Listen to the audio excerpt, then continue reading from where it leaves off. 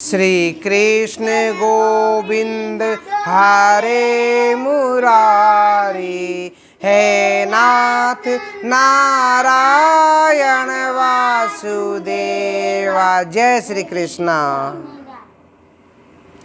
युधिष्ठिर ने राजा बनने के बाद अपनी प्रजा को इस प्रकार सुख दिया, ऐसे राज्य किया जैसे श्री रामचंद्र ने अपनी प्रजा को सुख दिया था, उसी प्रकार वे राजा रहे। कुछ दिनों बाद जब कुछ पंडित आए, वहाँ पर महर्षि आए उनके राज्य में, तो उन्होंने अपने एक कुल दीपक, एकमात्र कुल दीपक परीक्षित के बारे में चिंता थी उनको कि आगे जाके ये क्या करेगा। हमारे कुल का एक ही तो दीपक है, एक ही तो वंशज है जो वंश को आगे बढ़ाएगा। फिर ऋषियों से पूछे, हे ऋषिवर, आप मुझे कृपा करके बताइए मेरे कुल वंश के ये दीपक का भविष्य क्या होगा आगे जाके।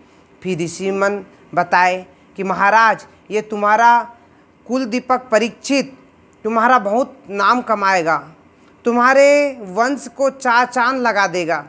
ये श्री कृष्ण भक्त निकलेगा और इसे युगों युगांतर तक लोग याद रखेंगे। फिर कुछ दिनों बाद विदुर जी आ गए वनवास से।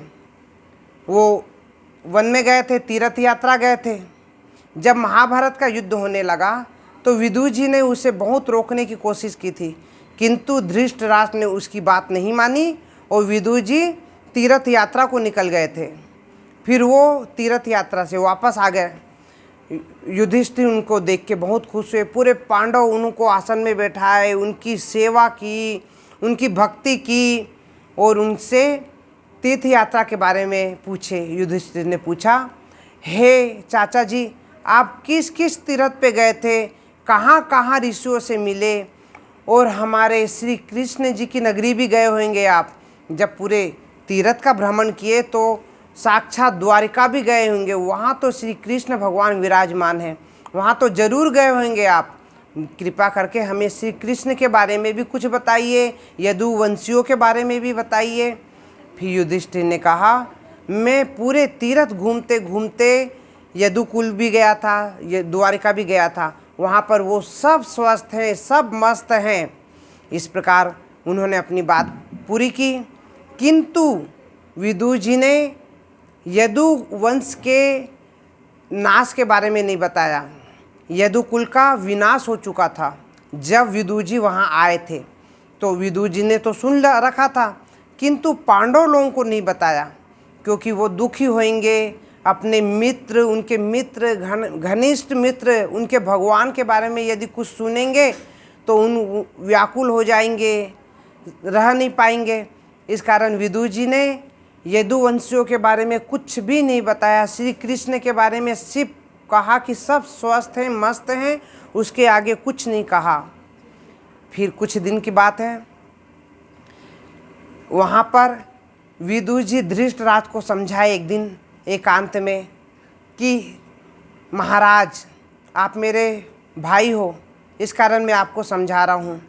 अब अपन को वन में जाके भक्ति करने का समय आ गया, क्योंकि पुराणों में लिखा गया है व्यक्ति के चार आश्रम हैं, बाल आश्रम, युवावस्था, ब्रह्मचर्य।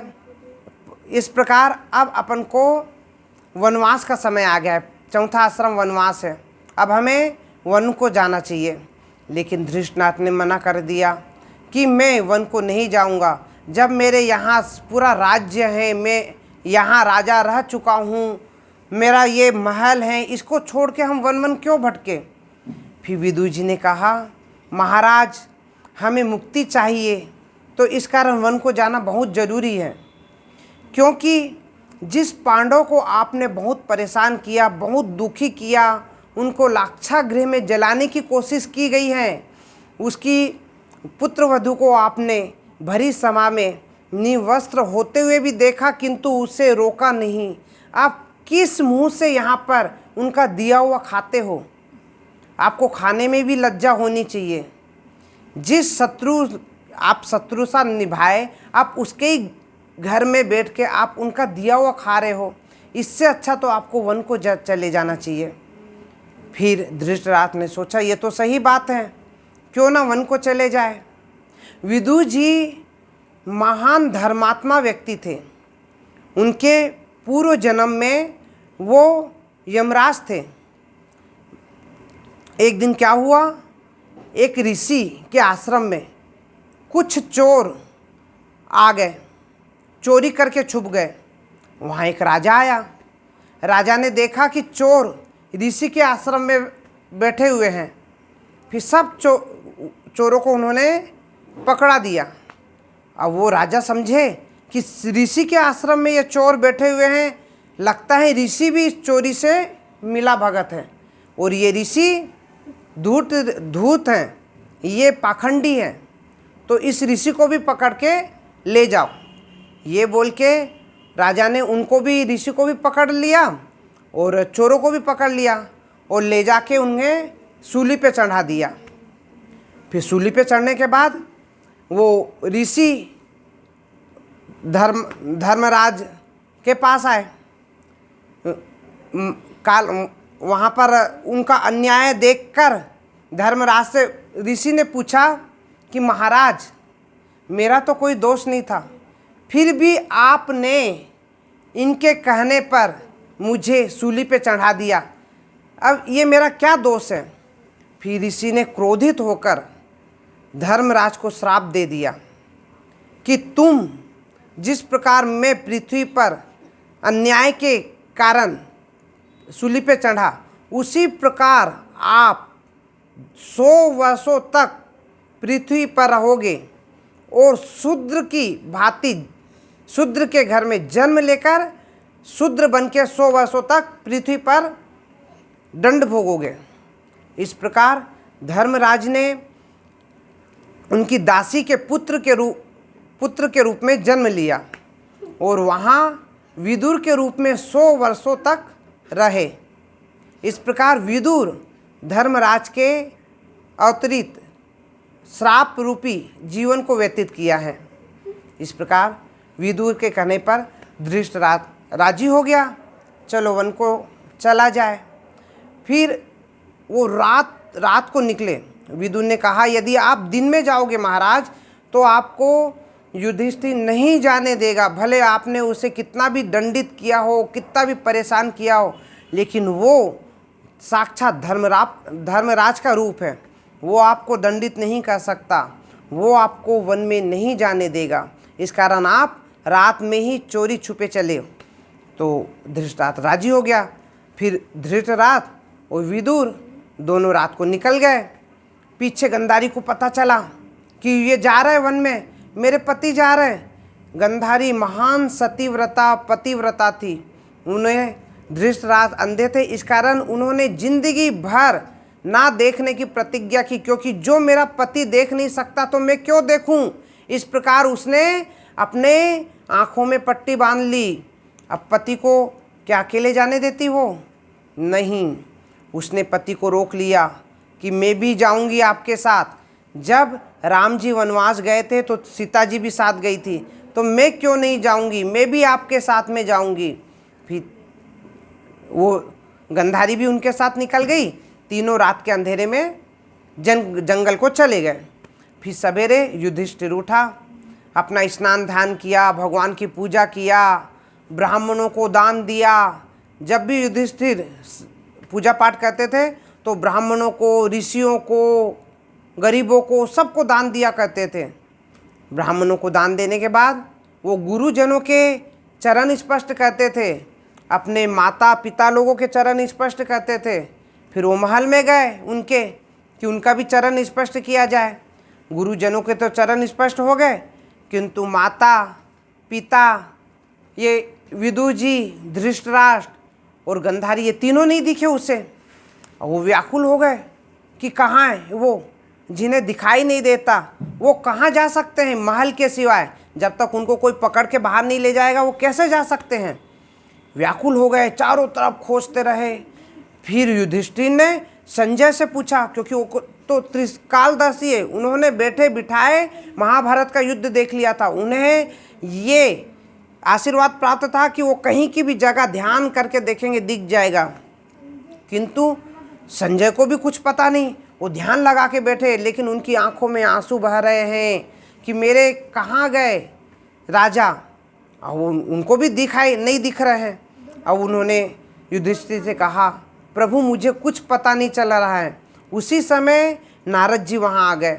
नारद जी उनको व्याकुल देख के पूछे, क्या हो गया महाराज, आप तो पूरे सृष्टि के महाराज हो, पूरी पृथ्वी के महाराज हो, रहो आप व्याकुल क्यों हो? यदि आप व्याकुल होंगे तो प्रजा का क्या होगा?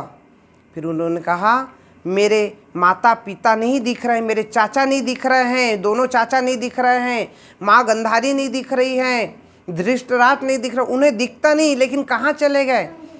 फिर नारद जी ने कहा, पुत्र वो हिमालय पर्वत की ओर गए हैं, जहाँ पर वो गंगा नदी सप्त धाराओं में बहती है, सप्त धारा में बहती है, उस जगह पर वो ऋषियों के आश्रम में गए हैं।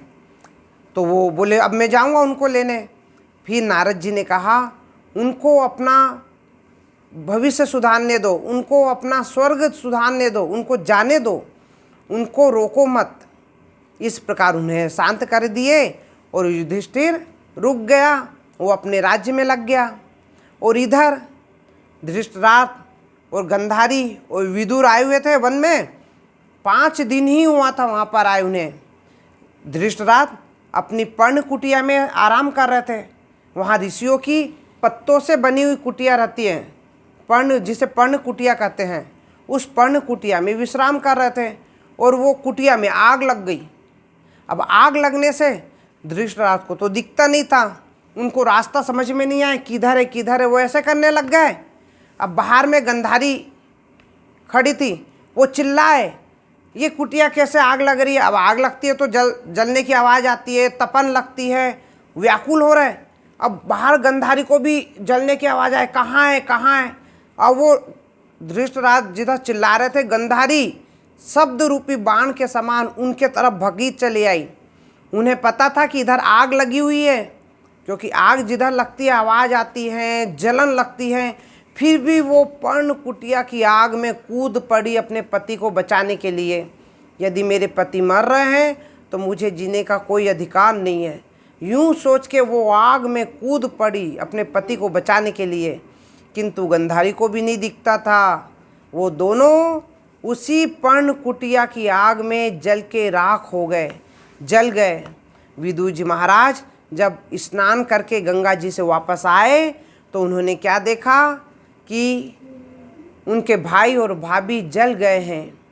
फिर वो उन्हें अंतिम संस्कार किए, उन्हें पिंडदान किए और फिर वो तीर्थ यात्रा की ओर चले गए। बोलो विदुर महाराज की जय, धर्मराज की जय। श्री कृष्ण गोविंद हरे मुरारी, हे नाथ नारायण वासुदेव।